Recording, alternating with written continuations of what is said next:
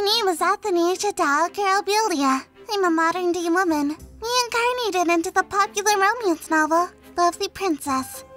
It's a touching story about a princess who melts the heart of an icy emperor.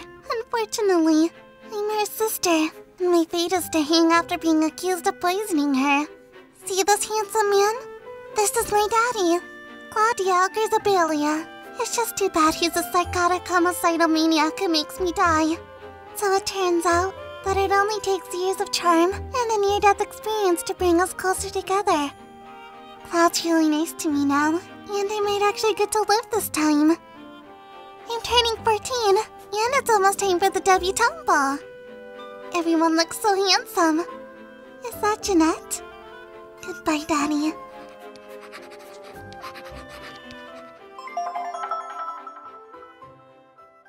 Hey viewers, let me ask you a question. Why do you love Who Made Me a Princess?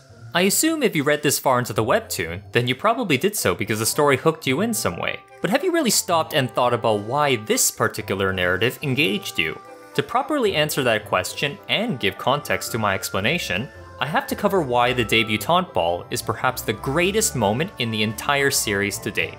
Surprisingly, the answer isn't apparent until you've actually read through a majority of the first season.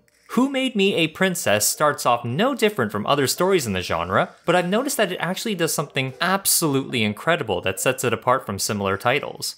Now I'm going to cover the events of the debutante ball event, and hopefully you'll come to realize why I believe it to be the highlight of this series. Athanasia de Algarzabelia, currently 13 going on 14, is now really comfortable around her sinister father. Although she's just replaying the same old daddy's girl routine day in and day out, it's pretty apparent that she seems to be enjoying it now. Similarly, Claude seems to be comfortable having Athanasia around, and given what we know about his past and abandonment issues, I'd say that's a huge step forward. It really says something about how the authors even allowed this character to actually somewhat move on from his dark past and not drag out his emotional development throughout the whole series. He's been the main antagonistic force this whole time, and seeing him threaten others on Athi's behalf really makes this whole thing feel organic and not like he's replaced with some new character. Just for context, one thing I complain about a lot is how many male characters in female-oriented webtoons undergo sudden character transformations after revealing their traumatic issues. Nope, it's not like that with Claude. He still feels like that same maniacal mass murderer, only this time he actually likes someone. All of this comes to a head when Athanasia asks him to be her first dance partner at her 14-year-old debutante ball, and although he's not usually an expressive character, the illustrator really captures a very subtle and soft expression. He's barely grimacing anymore, and even Felix here can't help but celebrate at these positive changes.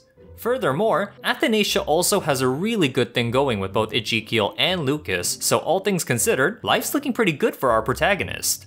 Now, what makes this all the more sweet is that we've pretty much followed Athanasia's life up until this point, so we know exactly just how far her relationship with Claude has progressed. Her relationship with Ezekiel's okay, and Lucas's interest just seems to be a passing fancy, but it's not the most awful thing I've seen. And this is all just set up for a plot-relevant love quadrilateral later on, so I'm going to give it a pass. Anyway, fast forward to the day of the debutante ball, and our girl Athanasia's getup is even more elaborate than usual. Her dress is made to resemble pink roses, which are associated with grace and femininity. Furthermore, the flowers in the background are also oddly appropriate, assuming I actually identified them correctly. The pink petunias on the left supposedly represent femininity and compassion, while the yellow lilies evoke thoughts of happiness and joy. Unfortunately, I don't have the slightest idea what the white flower is, so if any of you flower experts out there have an idea, then I implore you to impart your knowledge unto us in the comments below. Either way, I find it amusing how the flowers are actually thematically appropriate for this particular event. Up until now, I didn't really take any of the floral backgrounds seriously because a lot of them either didn't really make much sense to me or just gave me a feeling of general unease. For example, why are there red roses in this scene? The flower for love and romance does not seem all too suitable when she's greeting her father. On that first boat ride, Claude's surrounded by pink carnations, which are thought to evoke feelings of fondness and motherly love. Wholly ironic when he sits back and watches Athanasia drown moments later. You could argue the flower is actually a pink peony, but honestly, who's even thinking about beauty and marriage on a boat ride with your father? Unless... My point is that there actually seems to be some thought given to which flowers are being portrayed for this specific event. Claude's entrance is marked with white lilies, which are commonly associated with death but also symbolize rebirth and commitment. If you don't overinterpret the symbolism, then this choice is oddly appropriate and really does sound like the new Claude. Even if the selection of background flora up until now has been questionable, I think it speaks volume about how a lot of thought went into the opening moments of this event. Even as they enter together, Claude cows the nobility into submission, which only serves to pique Athanasia's political influence. This act is recontextualized after everything we've been through to now seem almost endearing, as he's now a doting father who won't tolerate any kind of malice towards Athanasia. It also helps that as they dance, even Athanasia comes to the self-realization that she actually loves Claude. I can't stress just how important it is that this webtoon needs to sell us on that idea. We as the audience need to be convinced that both Athanasia and Claude share a strong familial bond with each other, or else the whole story falls apart. And yes, for both narrative and psychological reasons, I'm convinced. I'll discuss the psychological reasons in a future video, but we've experienced the narrative growth in their relationship for the better part of 30 chapters. Instead of being told or haphazardly creating a sudden change of heart, we've painstakingly gone through the multiple scenarios that built this connection up piece by piece. So when Athanasia wishes her farewells to Claude while thinking that their bond will end once Claude meets Jeanette, we feel that. I feel that. It doesn't matter if Claude's confused about the abrupt goodbye because that bit of dialogue is really intended for the reader.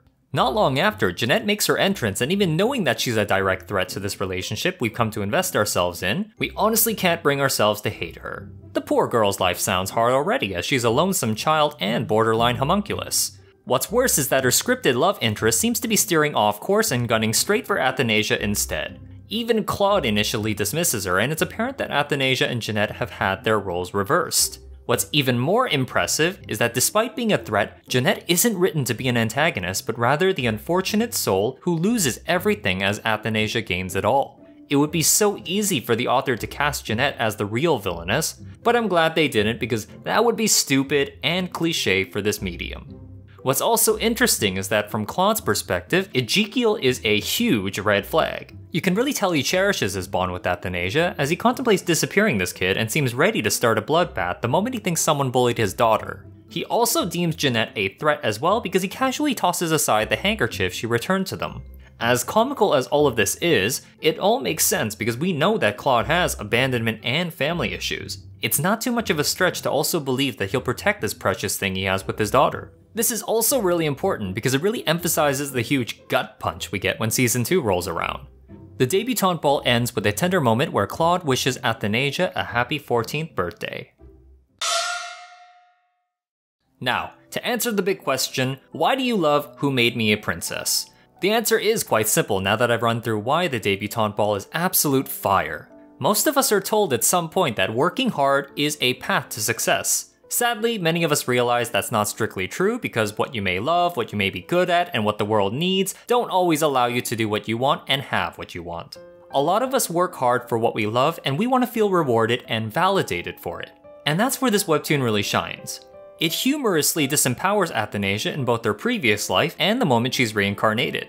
From here, Athanasia's basically on a really tight rope with her survival on the line, and all she can really do is just work hard at whatever hand she's been dealt. All those meetings with her father and the constant reminder that her life's in jeopardy throw in some really visceral stakes. Her charms honestly don't work in the beginning, but she keeps at it and is eventually rewarded for it.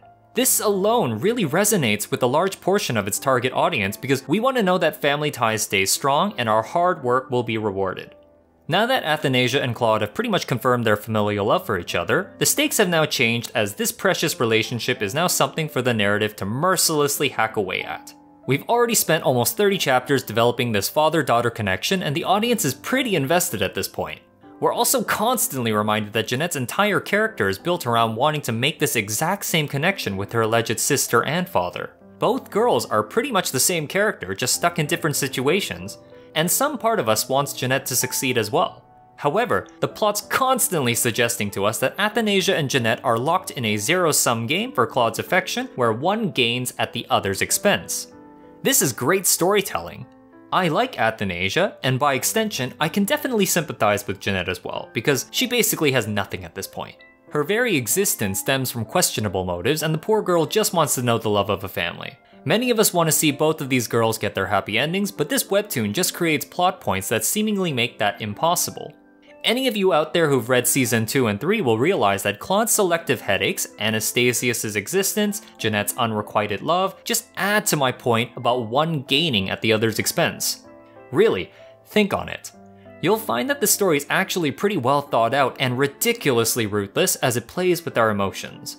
It creates something we've grown to care about and finds multiple ways to screw with it.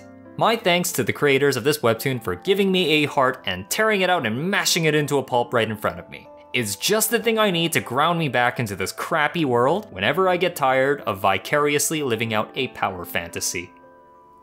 Thanks for watching this video. I know there's a little bit more stuff that happens before Season 1 ends, but it's not enough to justify creating a new video for it, so I'll quickly lay out the plot summary here. Athanasia and Jeanette get to know each other better after several meetups. Jeanette meets a mysterious stranger who's going to add some major conflict into the plot.